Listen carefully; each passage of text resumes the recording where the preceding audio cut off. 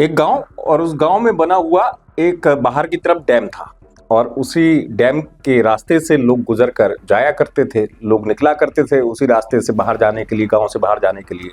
तो उसी डैम से के पास से गांव के लोग निकल रहे थे, तो हल्की से जब दो चार लोग निकले तो उनको बदबू सी आई। तो उन्होंने कहा कि यार यहाँ कुछ पड़ा हुआ है। तो कई बार ऐसा होता है कि कुछ ऐसी खाने पीने की भी चीज़ें होती हैं कि उनकी वजह से भी बदबू आ जाती है। तो लोग सोचते हैं कि कोई इस तरीके से बना के या फेंक गया होगा, तो लोगों को लगा ऐसी बदबू है।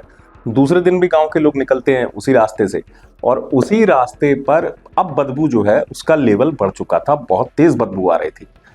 अब इतने में अचानक लोगों की नज़र एक थैले पे पड़ती। उस थैले में कुछ ऐसा था जिसे देखकर लोग घबरा गए थे। लोगों ने कहा पुलिस को बुलाते हैं, पुलिस आएगी मौके पर, क्योंकि किसी के कपड़े अजीब सी हालत में थे और कुछ टुकड़े थे, जिसे देखिए कि लोग घबरा गए। पुलिस को बुलाया गया।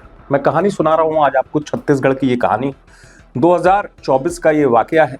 और उस दौरान क्या हुआ था ये भी आपको बताऊंगा, और कैसे इस कहानी के तार एक लव स्टोरी से जुड़ते हैं।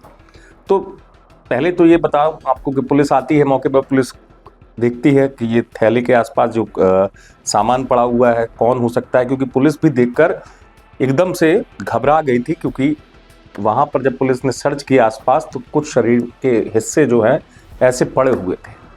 अब सवाल ये था कि किसने बेरहमी से किसी शख्स की हत्या कर दी, या जिस शख्स की हत्या हुई है वो शख्स कौन है, किसको मार दिया गया।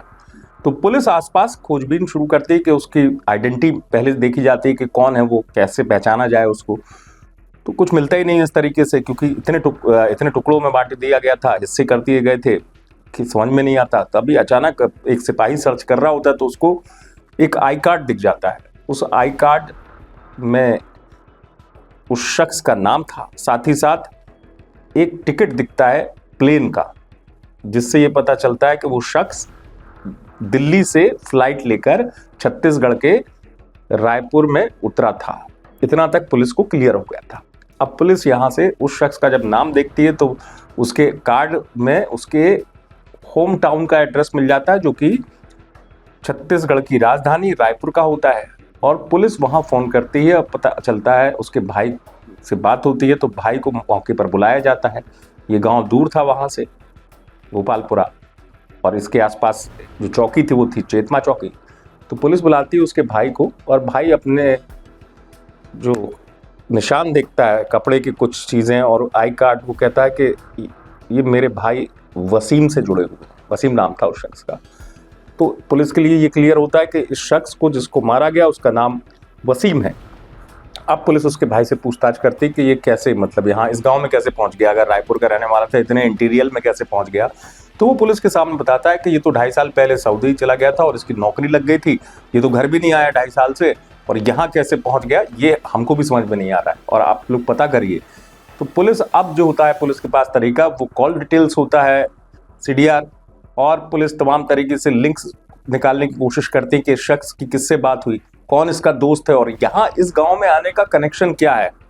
तो पुलिस को तमाम कॉल मिलते हैं। उसमें पुलिस के पास एक जानकारी ये भी आती है कि ये सोशल मीडिया पर चैट किया करता था लगातार कई बार। अब वो चैट वो करता था एक लड़की से। वो लड़की 16 साल की थी और इस शख्स की उम्र 28 साल थी, जिसकी मौत हुई है, जिसको मार दिया गया बेरहमी से।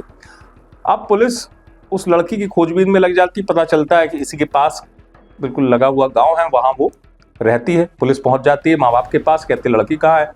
तो वो साफ तौर पर कहते हैं उसके घर वाले कि हमने उसको घर से निकाल दिया, और वो खुद भी घर से चली गई, क्योंकि उसका कैरेक्टर जो इस तरीके का था कि वो आए दिन परेशान करती, तो हम उसके हरकतों से परेशान थे, तो वो चली गई है। अब पुलिस को और जानकारी मिलती है कि ये लड़की जो जिसको पुलिस खोज रही है और इससे बात करती थी, उसका एक आशिक है, उसका नाम राजा है, वो भी यहीं रहता है। तो पुलिस अब राजा को दबिश देना शुरू करती है कि राजा पकड़ में आएगा। तो राजा पकड़ में नहीं आता है, और पता चलता है कि वो शख्स भी भाग गया है कहीं पर। लेकिन इस मामले में पुलिस को इस बीच राजा के फ़ोन नंबर का पता चल जाता है, कुछ चीज़ें और लिंक हो जाती है। तो पुलिस अब कॉल डिटेल के अलावा लोकेशन निकालती है, तो पता चलती है, और लड़की का भी नंबर पुलिस को मिल गया था कि ये लोग उड़ीसा में हैं। पुलिस लगातार नज़र रखे हुए थी, और पुलिस पहुंच जाती है उड़ीसा। और उड़ीसा पहुंचकर, इससे पहले कि वो भागते, पुलिस उन दोनों को ही गिरफ्तार कर लेती है। और अब यहां से शुरू होती है कहानी उस शख्स की जिसको मारा गया था, बेरहमी से टुकड़े किए गए थे। क्या थी कहानी? पुलिस दोनों से पूछताछ शुरू करती है।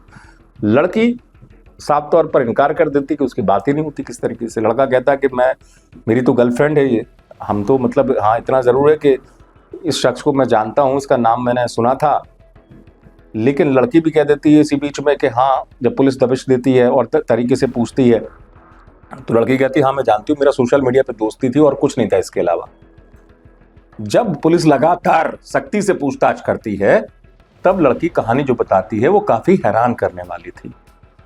एक वीडियो कॉल, कपड़े उतारने की जिद और उसके बाद एक खेल शुरू होता है। दरअसल कहानी शुरू हुई थी ट्रेन से। ये लड़की जिस गांव में रहती है एक बार अपनी फैमिली के साथ ट्रेन से उड़ीसा जा रही थी।